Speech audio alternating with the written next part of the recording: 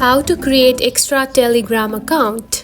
If you have been using the Telegram and wondering on how to create another account on it, don't worry, in this video I will show you how to do it. So let's get started. First of all, open the Telegram application. Just like this. After opening the app, you will find something like this on your home screen. Now tap on to settings at the bottom right here. Select it. Then here you can find my profile option right here. Now tap on it. Then here you can find edit option at the top. Now select it.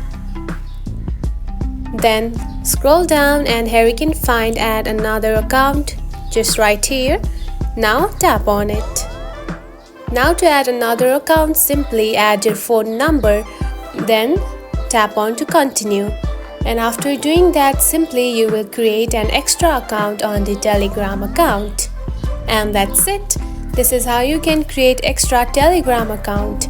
If you found this video helpful, don't forget to like and subscribe for more tips. Thanks for watching.